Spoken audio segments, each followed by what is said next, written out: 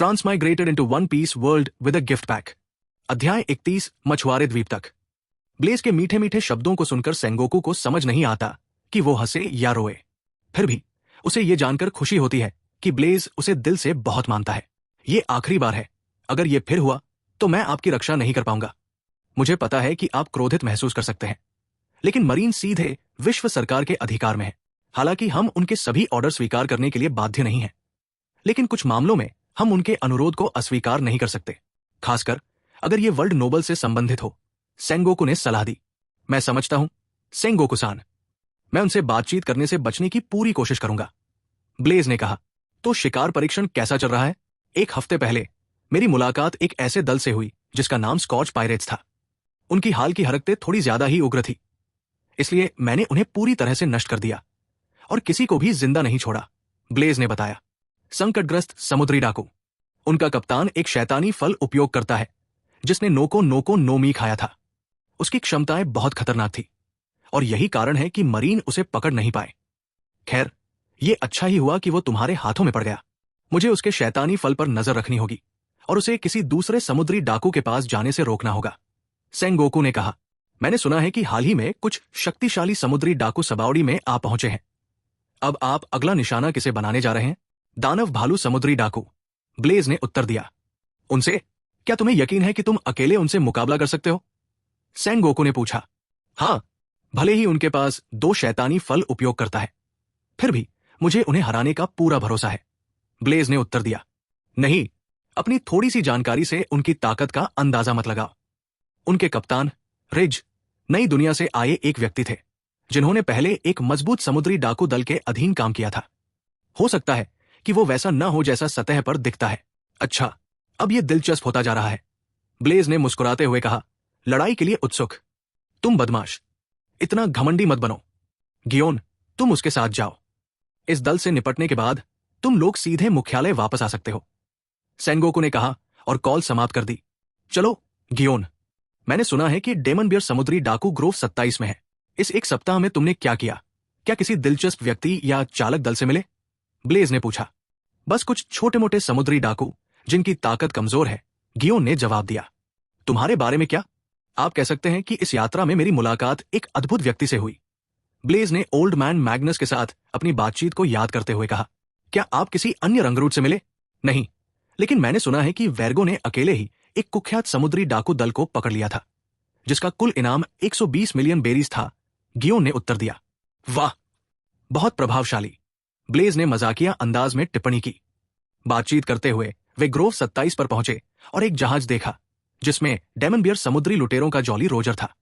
हालांकि उन्होंने जहाज को एक दूर दराज के स्थान पर डॉक किया था, लेकिन ब्लेज और गियोन ने कुछ मिनटों की खोज के बाद उसे खोज निकाला। उन्होंने हमला करने की जल्दबाजी नहीं की, बल्कि दूर से ही चालक दल पर नजर रखी। उनका जहाज पहले से ही तैयार था और किसी भी समय रवाना होने के लिए तैयार था। गियोन, चलो हमला करते हैं। मुझे लगता है कि वे चले जाएंगे, ब्लेज ने गियोन से आग्रह किया, लेकिन तब तक बहुत देर हो चुकी थी। रालेपित जहाज अचानक फूल गया, जिससे पूरा जहाज एक बुलबुले में ढक गया। यह देखकर ब्लेज ने शाप दिया। शिट, ब्लेज तेजी से जहाज की ओर दौड़ा, जबकि गियोन ने उसका पीछा किया और टिप्पणी की, बहुत देर हो चुकी है। जैसे ही उसने कहा, पूरा जहाज समुद्र में डूब गया और उनकी नजरों से ओझल हो गया। समुद्र की ओर देखते हुए ब्लेज ने अपनी मुट्ठी बांधी और कहा, जियोन, हम उनका पीछा कर रहे हैं क्या? बिल्कुल नहीं। फिशमैन द्वीप 10,000 मीटर नीचे स्थित है, जहां मरीन अपने पूर्ण लाभ का उपयोग नहीं कर सकते। सेंगोकू-सान आपके निर्णय का समर्थन नहीं करेंगे। गियोन ने चेहरे पर शिकन के साथ उसके विचार को अस्वीकार कर दिया। तो फिर यही कारण है कि हमें वहां जाना चाहिए, ब्लेज ने चारों ओर देखते हुए कहा। तुम पागल हो, मैं मुख्यालय को सूचित करने जा रहा हूं। जो भी हो, मैं एक और समुद्री डाकू जहाज की तलाश करूंगा जो फिशमैन द्वीप में प्रवेश करने के लिए तैयार है। हमारे पास एक होना चाहिए। यह कहते हुए ब्लेज ने तट के किनारे खोज की। इस बीच गियोन ने सेंगोकू को इसकी सूचना दे दी, जिससे सेंगोकू को निराशा में अपनी कंटी रगड़ने पर मजबूर होना पड़ा। ब्लेज को एक लेपित जहाज ढूंढने में ज्यादा समय नहीं लगा। यह भी एक समुद्री डाकू जहाज है जिस पर एक अज्ञात जॉली रोजर है। संभवतः यह किसी छोटे मोटे समुद्री डाकू दल का है। जहाज पर सवार समुद्री लुटेरे नई दुनिया की अपनी यात्रा को लेकर खुश और उत्साहित थे, जो एक समुद्री लुटेरे का सपना होता है। लेकिन इससे पहले कि वे रवाना होते, ब्लेज ने बेशर्मी से जहाज पर हमला कर दिया। आप कौन है? जहाज के कप्तान ने तलवार निकालते हुए पूछा। इसकी चिंता मत करो। क्या तुम लोग फिशमैन द्वीप जा रहे हो? हमें भी अपने साथ ले चलो, मैं आभारी रहूंगा। ब्लेज ने एक दयालु मुस्कान के साथ अनुरोध किया। उसके अनुरोध से समुद्री लुटेरे हैरान हो गए। वे सब सोचने लगे, वो हमें कौन समझ रहा है? बेटे, क्या तुमने हमें पर्यटक जहाज समझ लिया? हम समुद्री डाकू हैं। क्या तुम हमारा जॉली रोजर नहीं देख सकते? जहाज से बाहर निकल जाओ, इससे पहले कि हम तुम्हें समुद्र में फेंक दे। एक अन्य समुद्री डाकू ने धमकी दी। तुम लोग मेरी विनती क्यों नहीं सुनते? तुम मेरा समय बर्बाद कर रहे हो। तुम्हें पता है, ब्लेज ने असहाय भाव से कंधे उचका दिए, मुझे तुम्हारे चेहरे पर दिख रही अभिव्यक्ति से नफरत है। तुम लोग उससे बात क्यों कर रहे हो? एक डरावने चेहरे वाला समुद्री डाकू आगे आया और उसका कॉलर पकड़ने की कोशिश की, और इसका नतीजा यह हुआ कि ब्लेज ने उसे जहाज से उड़ा दिया। इसके बाद बहुत सारे धमाके धमाके और दुर्घटना की आवाजें सुनाई दी। कुछ ही मिनटों में जहाज पर मौजूद सभी 30 समुद्री लुटेरों की बुरी तरह पिटाई कर दी गई। तभी गियोन भी आ गई और जहाज पर चढ़ गई। समुद्री लुटेरों की दुखद स्थिति को देखकर उसने अपना सिर हिलाया। आप कौन है? क्या आप इनाम के शिकारी हैं? जहाज के कप्तान ने, जिसके कुछ दांत अब गिर चुके थे, पूछा। जैसा कि मैंने कहा, आपको इसकी चिंता नहीं करनी चाहिए। यदि आप लोग नई दुनिया में प्रवेश करना चाहते हैं तो हमें फिशमैन द्वीप पर ले चलें। मैंने तुम में से किसी को नहीं मारा, क्योंकि तुम में से कोई भी हत्यारा नहीं लगता, लेकिन मेरा धैर्य सीमित है। हम तुम्हें वहां ले चलेंगे, लेकिन क्या तुम अपनी बात पर कायम रहोगे? जहाज के कप्तान ने पूछा। चिंता मत करो, हमें फिशमैन द्वीप पर ले आओ और तुम अपने रास्ते जा सकते हो। मैं तुम्हें नहीं रोकूंगा। ब्लेज ने अपने शब्दों से उन्हें आश्वस्त किया। अध्याय 32 समुद्री गैंडा। ब्लेज के शब्दों पर कुछ हद तक विश्वास करते हुए बुलसाई समुद्री डाकू कप्तान ने अपने दल को रवाना होने का आदेश दिया। एक समुद्री डाकू राल बुलबुले को जोड़ने वाले वाल्व को खोलने के लिए पानी में कूद गया। जैसे ही उसने ऐसा किया, बुलबुला पूरे जहाज को घेरने लगा। जहाज जल्द ही पूरी तरह पानी में डूब गया। पहले के विपरीत बुलसाई दल में किसी ने भी उत्साह नहीं दिखाया। केवल घुटन भरी खामोशी छा गई। शांत वातावरण से बेपरवाह ब्लेज ने अपनी आंखों से सुंदर दृश्यों का अन्वेषण किया, क्योंकि ये उसका पहला समुद्री यात्रा का अनुभव था। समुद्र में घूमने वाले विदेशी राक्षसों से मिलने के बारे में सोचकर वो कुछ हद तक रोमांचित हो गया। इसके अलावा वहां मछलियां और जलचर भी हैं जो पानी के नीचे रहते हैं। उसके बगल में गियोन भी पानी के नीचे की दुनिया को देखकर आश्चर्यचकित था।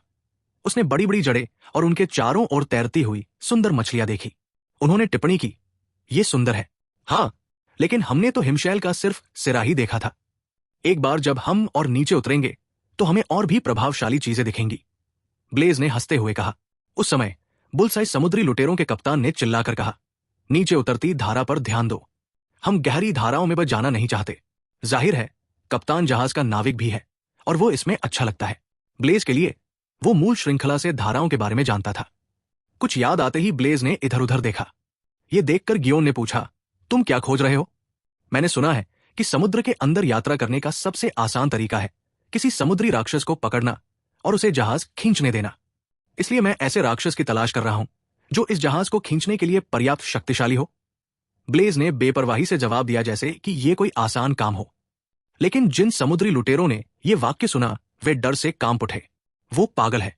जहां तक गियोन का सवाल है, उसने डांटा, ब्लेज कुन, तुम हमेशा किसी काम को पूरा करने के लिए बेतुका तरीका क्यों खोजते रहते हो? इसके अलावा हम पानी के नीचे हैं। ये शैतानी फल खाने वालों की घातक कमजोरी है। इसकी चिंता मत करो। किसी बड़े राक्षस की तलाश करो, बाकी का मैं ख्याल रखूंगा। ब्लेज ने अपना हाथ हिलाया। वे कुछ समुद्री राक्षसों से मिलते हैं, लेकिन उनमें से कोई भी उन्हें पसंद नहीं आता, क्योंकि वे या तो छोटे होते हैं या अच्छे नहीं दिखते। जैसे ही वे इससे निराश हुए, एक विशालकाय समुद्री गैंडा उनके जहाज के सामने से गुजरा, जिसका आकार यात्रा के दौरान लफी द्वारा पालतू बनाए गए क्रैकन से भी छोटा था। ये ठीक रहेगा, ब्लेज ने उत्साह से चिल्लाते हुए कहा। ओए, तुम लोग जानते हो कि फ्लटर किक कोटिंग कैसे तैयार की जाती है ना? हाँ, एक समुद्री डाकू ने जवाब दिया और उसके लिए एक की व्यवस्था करना शुरू कर दिया। फ्लटर किक कोटिंग एक प्रकार की कोटिंग है जिसका उपयोग जहाजों के बजाय लोगों पर किया जाता है। जब किसी व्यक्ति को कोटिंग की जाती है तो बुलबुला घुटनों से ऊपर तक व्यक्ति के चारों ओर एक गोलाकार आकार बनाता है, जिसमें पैर से नीचे तक एक पतली कोटिंग होती है। जहाज की कोटिंग की तरह ही जब तक लोग बुलबुले में हैं, तब तक वे भारी दबाव झेलने में सक्षम हैं।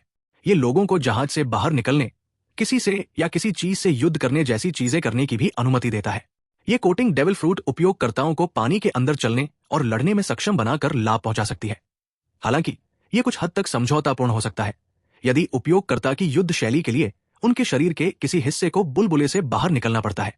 इस बीच ब्लेज ने अपना हाथ बढ़ाया और तीव्र गर्मी से एक लाल नारंगी भाला प्रकट हुआ जो अविश्वसनीय गति से घूम रहा था।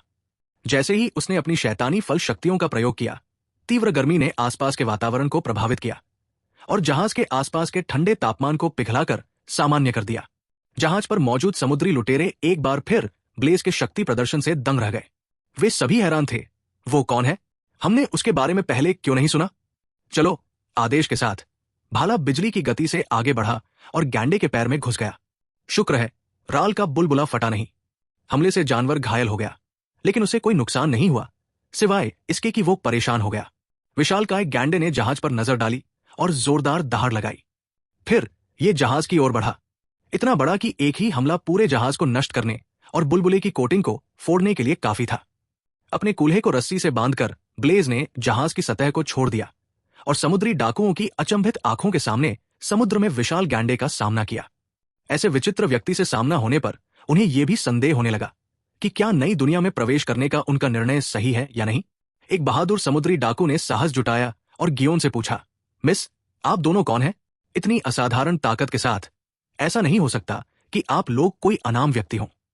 हम बिना किसी रैंक के मरीन रंगरूट हैं, गियोन ने मुस्कुराते हुए जवाब दिया, जबकि उसके होंठ थोड़े मुड़े हुए थे जिससे वो और भी अधिक आकर्षक लग रही थी।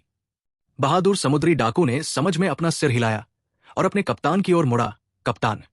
इससे पहले कि वो अपने विचार व्यक्त कर पाता, बुल साइज समुद्री डाकू के कप्तान ने बीच में टोकते हुए कहा, आपको कुछ भी कहने की जरूरत नहीं है। उन्हें फिशमैन द्वीप पर छोड़ने के बाद हम अपने गृहनगर लौट रहे हैं। अजीब बात यह है कि समुद्री लुटेरों ने खुशी खुशी इस योजना को स्वीकार कर लिया।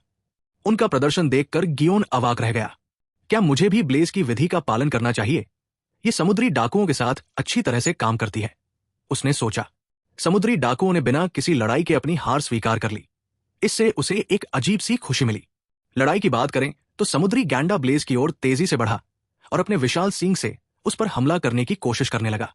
ये एक लंबी तलवार से चींटी को मारने की कोशिश करने जैसा था, लेकिन ब्लेज ने इस हमले का सामना मुट्ठी से किया। उसने टेक्काई से अपने शरीर को मजबूत किया और आने वाले हॉर्न पर मुक्का मारा। धमाका। जब दोनों हमले आपस में टकराए तो बहुत बड़ी ध्वनि उत्पन्न हुई और आघात की लहर हर दिशा में फैल गई। यहां तक कि समुद्री लुटेरों के जहाज के साथ साथ उसमें रहने वाले लोग भी हिल गए। वो पागल है। वो सीधे तौर पर इसका सामना करके क्या हासिल करना चाहता है? वो खुद को मरवा देगा। बुलसाई कैप्टन ने खुद को संभालते हुए चिल्लाया। टक्कर के बाद की स्थिति स्पष्ट है। ब्लेज अपने राल बुलबुले के साथ पीछे की ओर धकेल दिया गया था, जो बिना नियंत्रण के तेजी से घूम रहा था। राल के बुलबुले को स्थिर करते हुए ब्लेज ने अभी भी क्रोधित गैंडे को देखा और सोचा, मेरा टेकाई कौशल पर्याप्त मजबूत नहीं है, इसे और अधिक विकास की आवश्यकता है। अध्याय 33 मछुआरा द्वीप। अपनी मुट्ठी में दर्द को दबाते हुए ब्लेज मुस्कुराया। जैसा कि समुद्री राक्षस से उम्मीद की जाती है, ये शक्तिशाली है। अगर ऐसा नहीं होता तो ये बहुत उबाऊ होता। मैं आ रहा हूं, ब्लेज चिल्लाया। सोरू। उसकी आकृति राल के बुलबुले से गायब हो गई और समुद्री गैंडे के सिर के ऊपर दिखाई दी। इस कदम ने गियोन और समुद्री लुटेरों को चौंका दिया, क्योंकि वे शैतान के फल की कमजोरी के बारे में अच्छी तरह जानते थे। क्या वो पागल हो गया है? इस समय राल बुलबुले को छोड़ना निश्चित मौत है, एक समुद्री डाकू चिल्लाया। वे चिंता जताने से खुद को नहीं रोक पाए, क्योंकि उनका सारा जीवन ब्लेज पर निर्भर है। अगर वो हार जाता है तो समुद्री राक्षस निश्चित रूप से उनके जहाज को कुचल देगा। गियो ने अपनी आंखें मूंद ली, लेकिन वो शांत रही, क्योंकि वह जानती थी कि वो बिना किसी योजना के काम करने वाला व्यक्ति नहीं है। Heat smash. उसके हाथ ने मुट्ठी के आकार की तीखी संपीड़ित हवा की शॉकवेव फायर की। ये रोकुशिकी की शिगन मार्शल शैली के समान सिद्धांत के तहत काम करता है। उंगली के बजाय ब्लेज अपनी मुट्ठी और अपनी शैतानी फल शक्ति का उपयोग करता है। यह तकनीक उसके शरीर के भीतर से उसकी शैतानी शक्तियों का उपयोग करती है, इसलिए वो समुद्र से प्रभावित नहीं होता। चूंकि मानक कमजोरी उस पर काम नहीं करेगी, इसलिए वो समुद्र में लड़ने में बिल्कुल ठीक था। मुट्ठी के आकार के प्रेत ने गैंडे के सिर पर वार किया और शॉकवेव ने उसकी मोटी खाल को भेदते हुए उसे पीछे धकेल दिया। फिर भी यह हमला राक्षस को काबू में करने के लिए पर्याप्त नहीं था। अपना सिर थोड़ा हिलाते हुए गैंडे ने अपना बड़ा मुंह खोला और उसे पूरा निगलने की कोशिश की, लेकिन ब्लेज ने सोरूफ का इस्तेमाल करके आसानी से बच निकला और मूल स्थान से गायब हो गया। क्या बकवास है? इतना शक्तिशाली हमला भी समुद्री राक्षस को घायल करने में विफल रहा। सभी समुद्री लुटेरों ने मुंह खोलकर कहा। गियोन ने तलवार अपनी कमर पर कस ली। ब्लेज फिर से गैंडे के पीछे आ गया और मन ही मन टिप्पणी की, अच्छा, मुझे उम्मीद है कि तुम मेरे अगले हमले का सामना करने के लिए पर्याप्त मजबूत हो। सोरू का उपयोग करते हुए उसकी आकृति राइनों के चारों ओर झिलमिलाती रही, जिससे एक छोटा भंवर बन गया। जब उसकी गति एक निश्चित सीमा तक पहुंच गई तो उसने प्रतिरूप बनाना शुरू कर दिया, जिससे समुद्री राक्षस भ्रमित हो गया। कुछ सेकंड के बाद 5 प्रतिबिंब प्रकट हुए और भंवर के भीतर गैंडे को घेर लिया। ये लो। उसी समय 5 प्रतिरूपों ने मुक्का मारा। वे एक पर ही नहीं रुके, बल्कि प्रक्रिया को दोहराया। गैंडे के समुद्री राक्षस पर मुक्कों की बौछार हुई, जिससे वो इतना घायल हो गया कि उसके आंसू बहने लगे। ब्लेज ने उसके सिर पर आखिरी जोरदार वार करके उसके हमलों को रोक दिया। सिर पर एक बड़ी गांठ के साथ गैंडे ने आंसू भरी आंखों से उसे देखा। ब्लेज अपने बुलबुला कोटिंग पर लौट आया और टिप्पणी की, अच्छा लड़का, अगर तुम मेरे आदेशों का पालन करोगे तो मैं तुम्हें नहीं मारूंगा। ये कहते हुए वो उसके सिर पर बैठ गया और गैंडे के सिर को अपने हाथों से प्यार से सहलाया। गैंडा हल्का सा दहाड़ा, मानो उसे जवाब दे रहा हो। जहाज पर मौजूद समुद्री लुटेरे एक बार फिर हैरान रह गए। उन्होंने सोचा, उसने वाकई एक समुद्री राक्षस को वश में कर लिया है। शीघ्र ही ब्लेज जहाज पर वापस आया और समुद्री लुटेरों को आदेश दिया कि वे राइनों के सींग पर कोई जंजीर बांध दें ताकि जहाज को खींचा जा सके। गैंडे के समुद्री राक्षस के साथ जहाज को खींचकर ले जाने से उनके लिए पानी के नीचे नौकायन करना आसान हो गया। फिर भी ब्लेज को रास्ते में डेमोन बियर समुद्री डाकू नहीं मिले।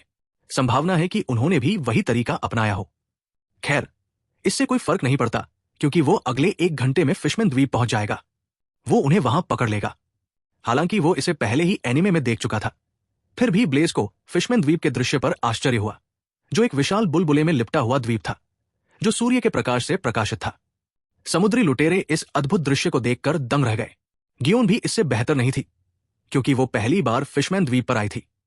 एक पल के लिए आश्चर्यचकित होकर ब्लेज ने सी राइनों को उन्हें सामने के प्रवेश द्वार से अंदर ले जाने का आदेश दिया। फिशमैन द्वीप के गार्ड ने जहाज को प्रवेश द्वार पर रोक दिया और उनके चालक दल के नाम पूछने के बाद उन्हें जाने दिया। अधिकांश समुद्री डाकू स्वभाव से हिंसक होते हैं। उन्हें जंगली तरीके से कार्य करने से रोकने वाली एकमात्र चीज प्रवेश द्वार पर चित्रित व्हाइट बर्ड समुद्री डाकुओं का जॉली रोजर है। फिशमैन द्वीप में प्रवेश करते हुए उन्होंने जहाज को उस बंदरगाह पर खड़ा किया जहां कई अन्य समुद्री डाकू जहाज खड़े हैं। दुर्भाग्य से ब्लेज और गियोन पूरे डॉक क्षेत्र की खोज करने के बाद भी डेमन बियर समुद्री डाकुओं के जहाज को खोजने में विफल रहे। वे कहां चले गए? ब्लेज ने बुदबुदाया। हो सकता है कि वे किसी दूसरे बंदरगाह पर चले गए हों। सेंगोकुसान ने पहले ही कहा था कि चालक दल का कप्तान नई दुनिया से है, इसलिए ये आश्चर्य की बात नहीं है कि वो फिशमैन द्वीप के विभिन्न क्षेत्रों से परिचित है। गियोन ने टिप्पणी की। बुलसाई समुद्री लुटेरों के लिए उन्होंने फिशमैन द्वीप का एक बार दौरा करने के बाद अपने वतन लौटने का फैसला किया, क्योंकि उन्हें इस जगह पर जाने का दूसरा मौका नहीं मिलेगा। ब्लेज को उनके बारे में कोई चिंता नहीं है। वो गियोन के साथ बंदरगाह छोड़कर चला गया। कोई विकल्प न होने पर ब्लेज और गियोन ने खुद ही डेमन बियर समुद्री लुटेरों को खोजने का फैसला किया। कुछ राहगीरों से पूछताछ करने के बाद उन्हें पता चला कि उनके सबसे नजदीकी शहर कोरल हिल है। ब्लेज को इस शहर के बारे में पता था, क्योंकि ये मरमेड कैफे के लिए मशहूर है। चूंकि शार्ली अब बच्चा है, इसलिए उसे नहीं पता कि यहाँ और कैफे भी है या नहीं। जैसे ही वे शहर में दाखिल हुए, ब्लेज ने देखा कि पूरा इलाका अलग अलग नस्लों के मछुआरों से भरा हुआ है। सच है, उनकी शक्ल अलग अलग है, लेकिन इसके अलावा उन्हें कुछ भी असामान्य नहीं दिखाई दिया। किसी भी दूसरे सामान्य शहर की तरह यह भी खुशमिजाज निवासियों के साथ जीवंत था। बस कुछ समुद्री डाकू कभी कभी परेशानी खड़ी कर देते हैं, लेकिन फिशमैन गार्ड उनका ख्याल रखते हैं। मुझे नहीं पता कि मनुष्य मछुआरे जाति के साथ भेदभाव क्यों करते हैं। वे सभी मुझे एक जैसे लगते हैं। गियोन ने सबाउडी में देखी हुई चीजों के बारे में बताया। ब्लेज ने गहरी नजर से जवाब दिया। मनुष्य अज्ञात से डरते हैं और खुद को श्रेष्ठ जाति मानते हैं, इसलिए वे स्वाभाविक रूप से अन्य जातियों को नीची नजर से देखेंगे। फिशमैन आइलैंड की स्थिति दुखद है। अगर संभव हो तो वो भविष्य में होने वाली चीजों को रोकना चाहता है। उदाहरण के लिए क्वीन की मौत, होडी जोन्स का उदय और फिशर टाइगर की मौत। विशेष रूप से फिशर टाइगर, वो रेड लाइन को पार करने और मैरी जियोई से सेलेस्टियल ड्रैगन के गुलामों को मुक्त कराने के लिए उसकी प्रशंसा करता है। चूंकि फिशमैन द्वीप बहुत बड़ा है, ब्लेज और गियोन डेमन बियर समुद्री लुटेरों का पता नहीं लगा पाए, और नहीं ये पता लगा पाए कि वे कहां गायब हो गए। 1 घंटे की खोज के बाद ब्लेज ने आखिरकार कुछ समय के लिए अपनी खोज बंद करने का फैसला किया। जियोन, मैंने सुना है कि फिशमैन द्वीप में भोजन बहुत अच्छा है। तो क्यों ना हम दोबारा खोजने से पहले अपना पेट भर लें। ब्लेज ने अपने होठों को चाटते हुए कहा तथा पास के एक रेस्तरां से आ रही मधुर सुगंध को सूंघते हुए कहा। गियोन तुरंत क्रोधित हो गया। ब्लेज कुन, हम यहां समुद्री डाकुओं के दल को पकड़ने आए हैं, छुट्टियां मनाने नहीं। ब्लेज के लिए वो पहले ही अपनी मूल स्थिति से गायब हो गया और सीधे उनसे पहले रेस्तरां में प्रवेश किया। वन पीस में स्थानांतरित होने के बाद विभिन्न प्रकार के भोजन का आनंद लेने की उसकी इच्छा एक नए स्तर पर पहुंच गई। अपनी दृढ़ इच्छा शक्ति के बावजूद भी वो भूख पर काबू नहीं पा सका। अध्याय 34 रानी ओटोही में। रेस्तरां में प्रवेश करते हुए ब्लेज ने एक खाली टेबल पर कब्जा कर लिया और एक हरे बालों वाले बालक से, जो ऑर्डर लेने आया था, कहा कि वो उनके सभी विशेष व्यंजन लेकर आए। असहाय गियोन भी अंदर आई और उसके सामने बैठ गई। उसने देखा कि आधे रेस्तरां पर मानव समुद्री डाकुओं ने कब्जा कर लिया है, जो फिशमैन द्वीप के माध्यम से लाल रेखा को पार करने का फैसला करते हैं। कुछ ही मिनटों में हरे बालों वाली जलपरी वाली बच्ची अपने बर्तन लेकर वापस आ गई। अपनी कमर पर एक बबल ट्यूब बांधने की वजह से वो बिना किसी परेशानी के सरकने लगी। इससे पहले कि वो उसकी मेज तक पहुंच पाती, एक समुद्री डाकू ने उसे रोक दिया। ओए फिश गर्ल, तुम ऑर्डर कहां ले जा रही हो? इसे यहां रखो। मुझे बहुत खेद है सर, ये ऑर्डर किसी दूसरे ग्राहक के लिए है। आपका ऑर्डर तैयार किया जा रहा है और ये कुछ ही मिनटों में तैयार हो जाएगा। हरे बालों वाली मत्स्यांगना ने हकलाते हुए जवाब दिया। मैंने कहा था कि इसे यही रखो, तुम बकवास क्यों कर रहे हो? समुद्री डाकू ने भोजन से भरी प्लेट छीन ली और उस बच्चे को लात मार दी। ये देखकर कि उसका ऑर्डर जबरन लिया जा रहा है, ब्लेज के चेहरे पर उदासी छा गई। जलपरी बच्ची ने कोई प्रतिरोध नहीं किया, बल्कि आंखों में आंसू लिए उसके पास आई और बोली, मुझे खेद है सर, मैं आपके लिए भोजन का ऑर्डर एक बार फिर दूंगा। हाँ, तुम किस बात पर दुखी हो रही हो छोटी बच्ची? इसमें तुम्हारी कोई गलती नहीं है। ब्लेज ने मुस्कुराते हुए उसके बालों को चंचलता से सहलाया। हरे बालों वाली मत्स्य कन्या ने ब्लेज को आश्चर्य से देखा, क्योंकि वो पहला मानव था जिसने बिना किसी भेदभाव के दयालुता से व्यवहार किया था। उसकी चौंका देने वाली आंखों के सामने ब्लेज अपनी कुर्सी से उठ खड़ा हुआ और उस समुद्री डाकू की ओर बढ़ा जिसने उसका खाना छीन लिया था। गियोन ने कुछ नोटिस करते हुए पुकारा, ब्लेज कुन, क्या तुम्हें मुझसे कोई परेशानी है कि मैं तुम्हारा? इससे पहले कि वो अपनी बात पूरी कर पाता, ब्लेज ने हरकत की। फुट!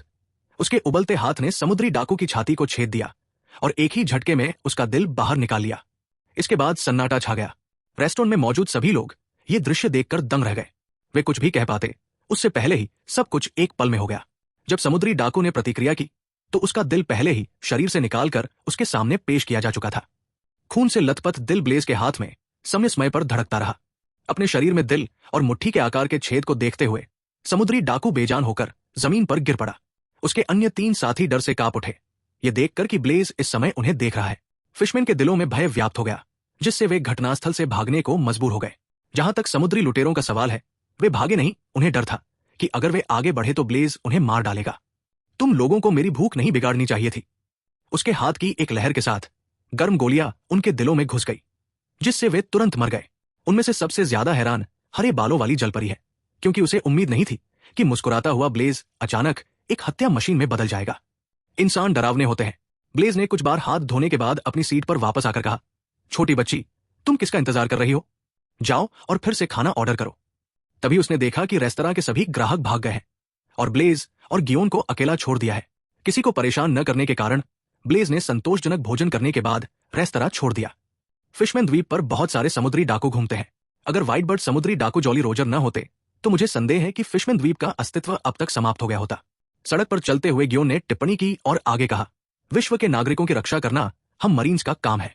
पर्याप्त शक्ति के बिना आप उनकी मदद के लिए कुछ नहीं कर सकते। ब्लेज ने सहजता से उत्तर दिया। डेमन बियर समुद्री डाकू कहां चले गए होंगे? ब्लेज ने जवाब देने से पहले कुछ देर सोचा। यह हमारा क्षेत्र नहीं है, इसलिए हमारी जानकारी सीमित है। इसके बाद उन्होंने कहा, चलो ग्योन कोडे प्लाजा चलते हैं। और मैंने सुना है कि रानी ओटोही में हर दिन व्यक्तिगत रूप से भाषण देने आती है कि कैसे मनुष्यों और मछली लोगों को एकजुट होना चाहिए ताकि प्रभाव बढ़ाया जा सके। तुम्हें यह सब कैसे पता है, जबकि तुम भी पहली बार फिशमैन द्वीप पर आओ? गियोन ने संदेह से पूछा। मैं तुमसे अधिक किताबें पढ़ता हूं। हंसते हुए फिर से अपने झूठ के साथ कुछ ही मिनटों में वे ग्योन कोड प्लाजा पहुंच गए, जो फिशमैन द्वीप के केंद्र में स्थित एक उल्लेखनीय स्थान है। ब्लेज ने रानी ओटोमे को देखा, जो एक सुनहरी मछली की जलपरी थी और रयुगु साम्राज्य की रानी थी। साथ ही वो राजकुमारी शिराहोशी की मां है, जो निकट भविष्य में अपनी पोसेडॉन शक्तियों को जागृत करेगी।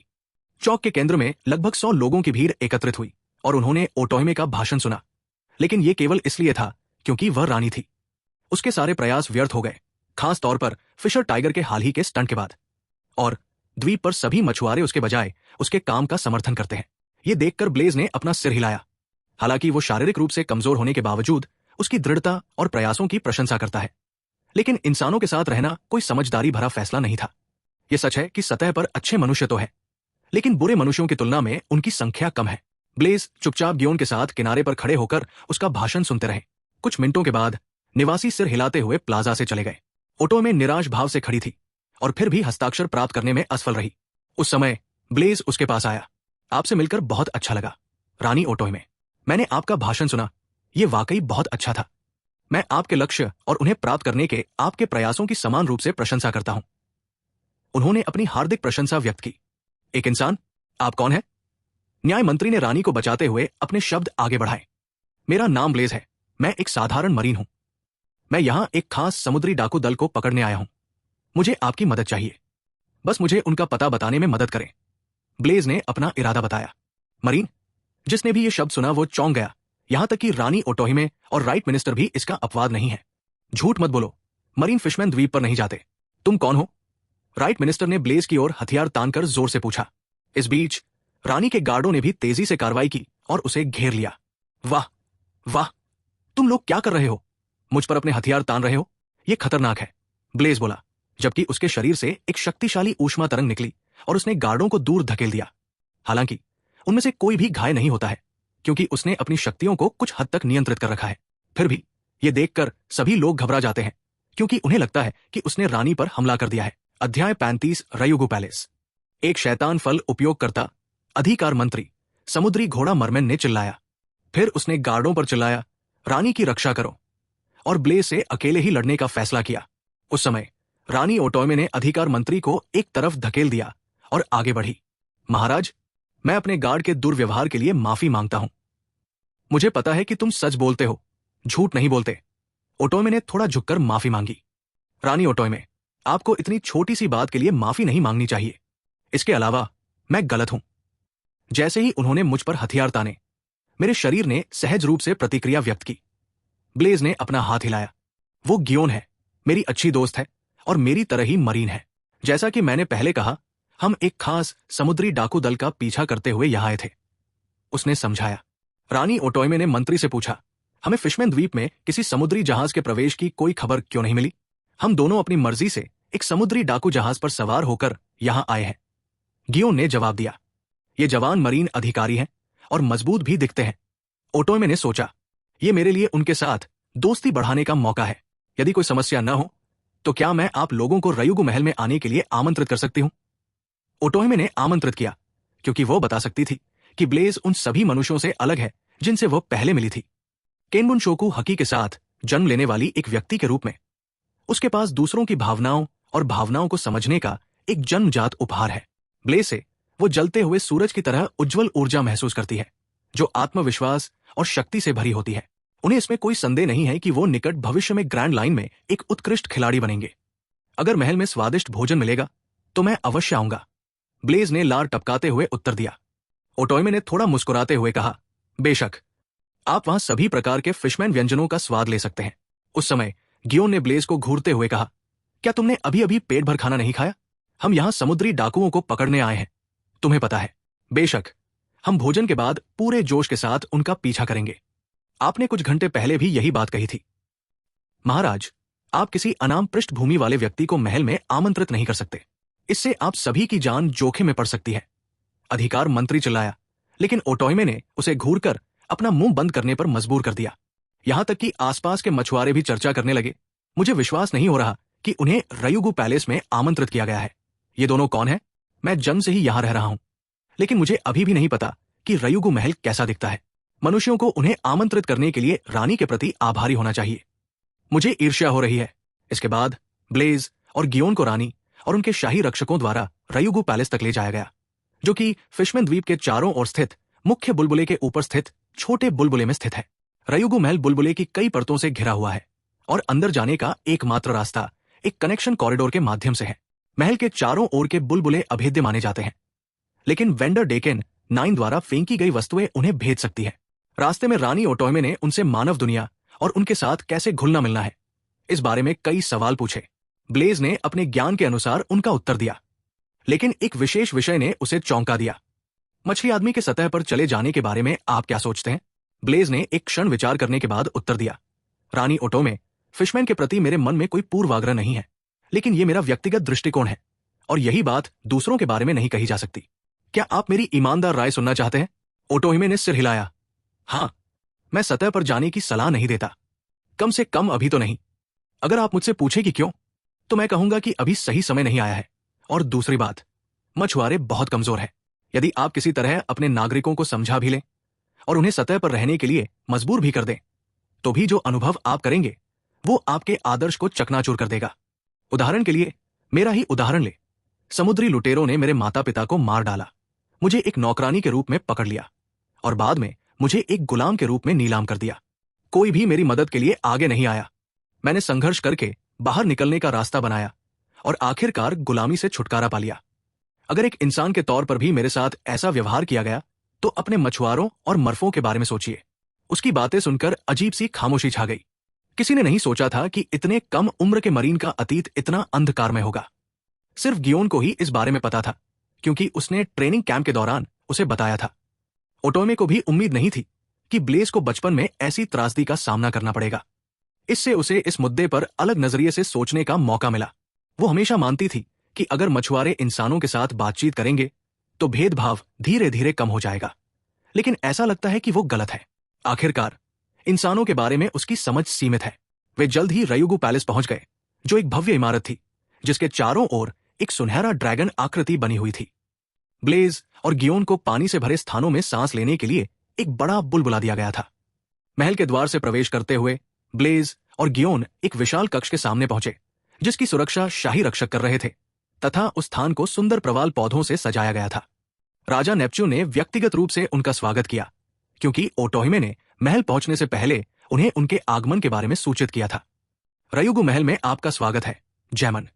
ओटोहिमे के दोस्त हमारे रयुगु साम्राज्य के मेहमान हैं। मूल श्रृंखला की तरह नेपच्यून एक विशालकाय और मांसल कोलेकैंथ मरमेन था, जो सोने का मुकुट पहने हुए था। फर्क सिर्फ इतना था कि अब वो थोड़ा जवान दिख रहा था। ओटोथिमे ने मुझे आपके अनुरोध के बारे में बताया। मैंने द्वीप के चारों ओर के गार्डों को समुद्री डाकुओं की तलाश करने के लिए सूचित किया है। आपको उनके बारे में 30 मिनट में पता चल जाएगा, नेपच्यून ने कहा। तब तक कृपया आपके लिए तैयार किए गए भोजन का आनंद लें। कुछ ही समय बाद ब्लेज ने एक ऐसी दावत का आनंद लिया जो उसने पहले कभी नहीं खाई थी। यहां तक कि बोइन द्वीप समूह में उसने जो खाना खाया वो भी फिशमैन के व्यंजनों के सामने फीका पड़ गया।